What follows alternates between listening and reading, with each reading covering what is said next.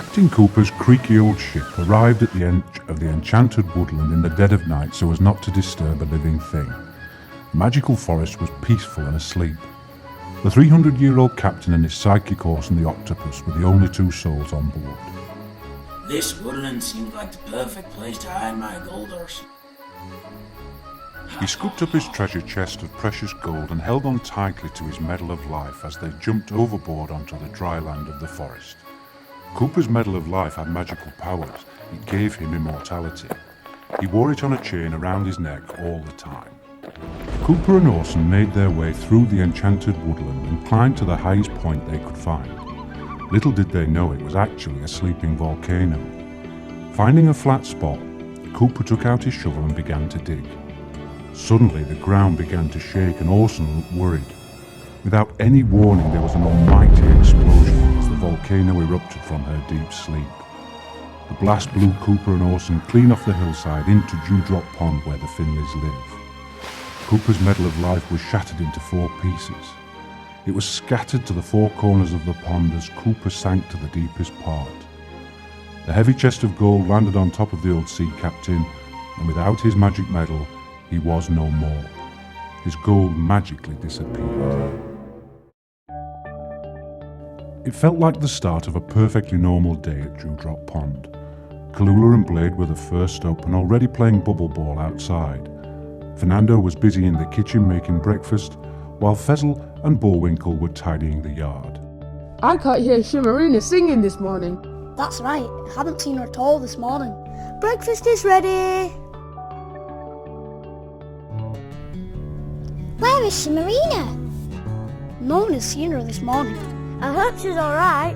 Perhaps you should go look for her. Good idea. They all swam off in different directions to search the entire pond. Marina, where are you? The Finleys looked everywhere, but she was nowhere to be found. Brave Bullwinkle approached the gloomy entrance to Smuggler's Cave, and he could see a golden shimmering glow in the darkness. He turned on his light and slowly swam inside. There you are. What are you doing in here? A look of horror fell across Bullwinkle's face as he got closer. The glow he had seen was not Shimarina, it was the bright shiny clasp of an empty treasure chest. With a loud bang, the chest suddenly slammed shut and Orson crept on top of it. Oh me!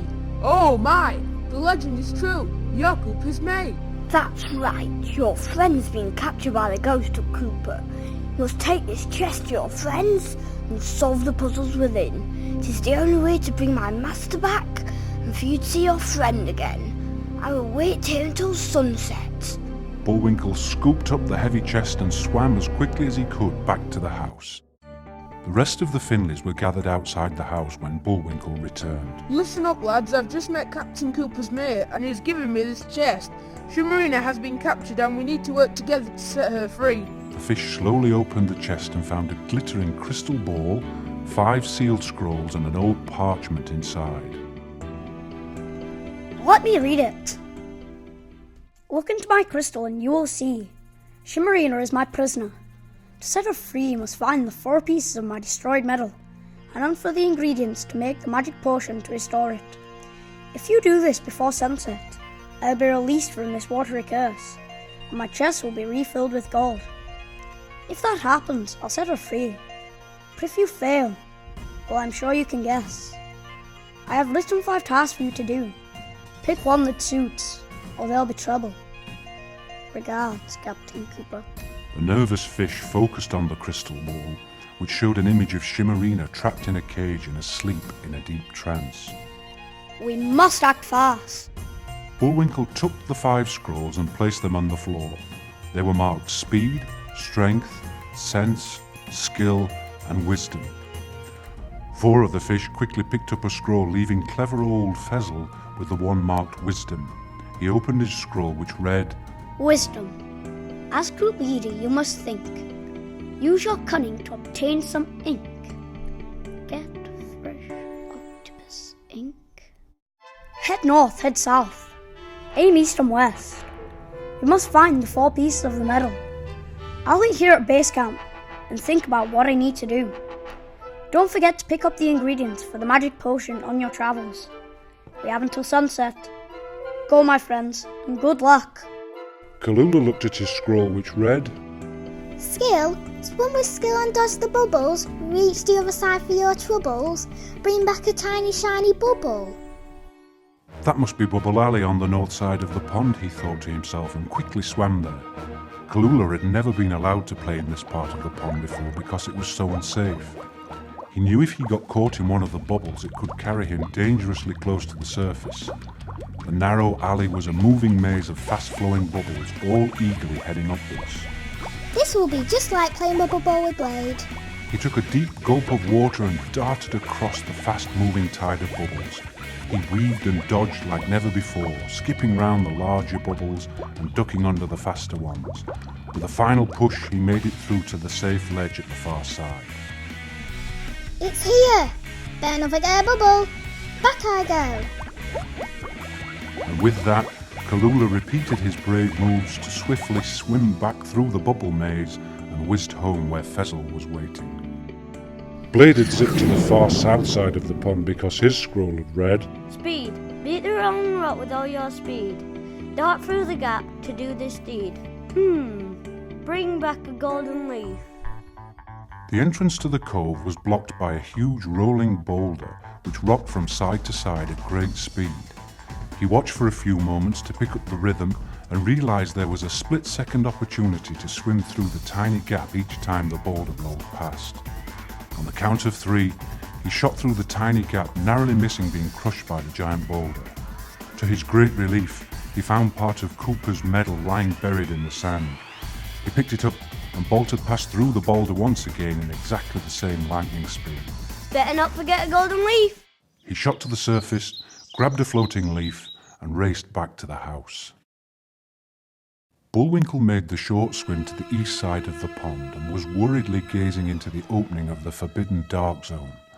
His task read, Strength. Fear not the dark and boldly go. Move the cube rock and don't be slow. Bring back a rock of amber. I have to do this for Marina. Be brave, old guy. He puffed out his cheeks and turned on his light as he slowly moved into the spooky deep pit. He tried not to look at the razor-sharp rocks as he used his light to guide the way. He loudly whistled a happy tune to drown out the spooky sounds of the mysterious pit. Suddenly he spotted the gigantic cube-shaped rock in the distance. It was huge and it looked so heavy. Without thinking about it, Bullwinkle swam up to the cube and started to push it with all his strength. He pushed and he pushed, but it wouldn't move. With a big screech, he gave it one last push and gave it everything he'd got. I'm doing it! Now let me get out of here. Bullwinkle picked up the piece of the medal and swam out of the pit with great care. He went in search of an amber rock on his way back to the house to join the others. Fernando made the tricky swim to the west side where most of the fish food grows. Senses, smell and sniff for the right type. Bring home a berry that is most ripe. Bring back a ripe jiggleberry. Jiggleberries were very rare and extremely hard to find. Only an expert at cooking can tell you when they're truly ripe. Fernando charged round the crop field looking for his prize. He sniffed at everything, squeezing, even licking the odd one to test for ripeness. Suddenly he caught the unmistakable whiff of the ripest jiggleberry. He closed his eyes and trusted his nose as he followed the scent. It's here! He opened his eyes to see the juiciest jiggleberry ever. He carefully picked it up, and he noticed that part of Cooper's medal was underneath it. Bubble bonus! It was hiding part of the medal too! He picked up his valuable cargo and carefully swam back to base. All the fish were now back at the base, but the last element of the potion was still missing. They needed some ink from an octopus. Fezzle was going to have to use his wisest move on Orson if he was going to succeed. I have a clever idea. Come on, follow me.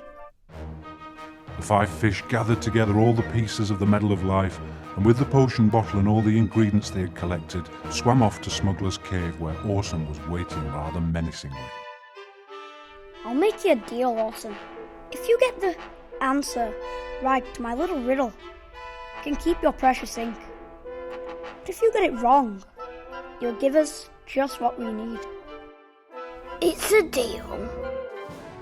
If a funny fish met a funny fish from another funny fish pond, I'm going to answer in that. Ah, that's easy. Each time I heard letter F, I started to wobble one of my tentacles. All 8 are wobbling now, so the answer is 8. Wrong! Yes, you have the letter S all there in that. T-H-A-T, so the answer is none. You tricked me! Fezzle quickly captured the final ingredient in the potion bottle, gave it a shake, and gently poured one small drop onto the pieces of the Medal of Life, with just a few seconds to spare before the sun finally disappeared for the day, casting darkness across the whole pond. Through the dim light, all the fish looked on in amazement as the pieces started to magically move and come together. The entire pond began to bubble, and the water spectacularly rippled with all the colours of the rainbow.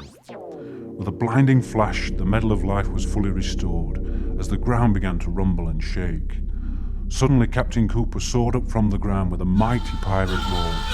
Snatching his prize medal and throwing it around his neck, his treasure chest was once again full of gold.